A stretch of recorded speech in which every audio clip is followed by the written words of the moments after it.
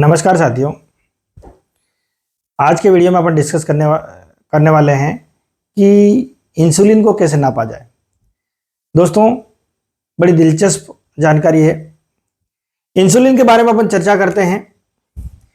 जब 1923 में डायबिटीज के लिए थ्योरी आई थी, 1923 की जो थ्योरी थी उसमें यह बताया गया था कि इंसुलिन की कमी से डायबिटीज होती है। लेकिन जो 1973 की थ्योरी आई, 1973 की जो थ्योरी आई, इसके अनुसार डायबिटीज का कारण है इंसुलिन रेसिस्टेंस। इंसुलिन रेसिस्टेंस का सीधा सीधा मतलब यह है इंसुलिन की अधिकता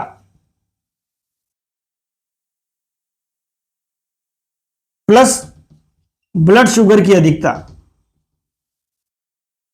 क्योंकि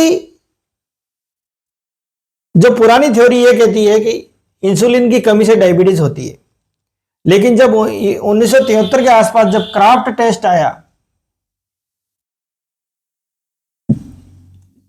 टेस्ट आया, उसके बाद यह पता चला कि इंसुलिन रेसिस्टेंस के कारण डायबिटीज होती है।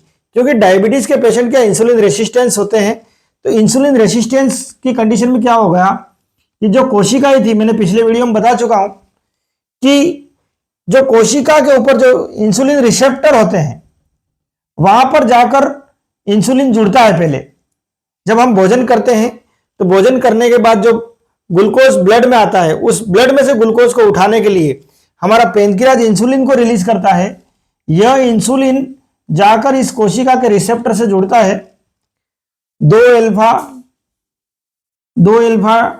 2 बीटा रिसेप्टर होते हैं ये, इसे जाके जुड़ता है।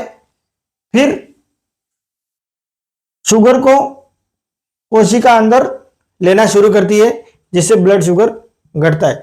लेकिन जब हम लगातार कई वर्षों तक बहुत ज्यादा ग्लूकोज सेवन करते हैं, तो उसका ग्लूकोज हैंडलिंग कैपेसिटी से ज्यादा ग्लूकोज लगातार 10-20 सालों तक बना रहता है। तो उस कंडीशन में क्या होगा कि उस जो शरीर की कोशिकाएं हैं होती है, उनके रिसेप्टर्स खराब हो जाते हैं। रिसेप्टर खराब हो जाते हैं तो क्या ये इंसुलिन या तो सही तरह से जाके जुड़ नहीं पाएगा।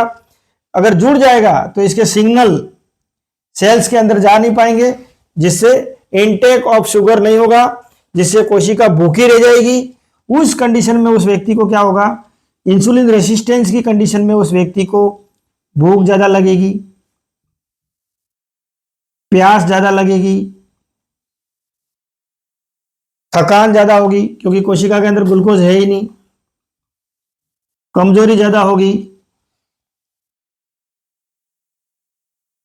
बार बार पेशाब लगने भी हो सकता है, क्योंकि ब्लड के अंदर शुगर ज्यादा है।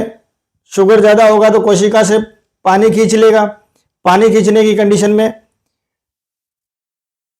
किडनियों के द्वारा उस यूरिन का फिल्ट्रेशन होगा, जिससे बार बार बहुमूत्रता उस व्यक्ति में उत्पन्न होगी। और जब कोशिका के अंदर डिहाइड्रेशन होगा तो उस कंडीशन में उस व्यक्ति को प्यास भी महसूस होगी। इस तरह से दोस्तों, जब क्राफ्ट टेस्ट नहीं आया था, उस कंडीशन में जब 1923 की थ्योरी यह कहती थी कि इंसुलिन की कमी से डायबिटीज होता है, लेकिन हकीकत में जब 1973 के अंदर यह पता चला कि इंसुलिन रेसिस्टेंस के कारण डायबिटीज होती है, अर्थात जो डायबिटीज का व्यक्ति है उसके अंदर इंसुलिन तो है लेकिन ब्लड शुगर भी ज्यादा है। क्योंकि इंसुलिन होते हुए भी यह इंसुलिन इस कोशिका से के रिसेप्टर से जुड़ नहीं पाता है और अंदर ग्लूकोज नहीं डाल पाता है, या इस कोशिका के रिसेप्टर खराब हो जाते हैं, जिसकी वजह से वो इंसुलिन नहीं जुड़ पाता है।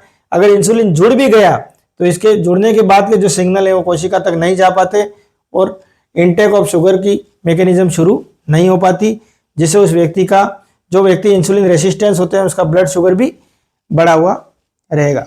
दोस्तों, ये कुछ महत्वपूर्ण जानकारी मैंने आपको बताने की कोशिश करी, क्योंकि 1923 में जो माना जाता था कि इंसुलिन की कमी से डायबिटीज होती है, बाद में क्राफ्ट टेस्ट आने के बाद में ये पता चला कि वास्तव में डायबिटीज के पेशेंट के अंदर इंसुलिन रेसिस्टेंस होता है और इंसुलिन रेसिस्टेंस ही डायबिटीज टाइप 2 का कारण है।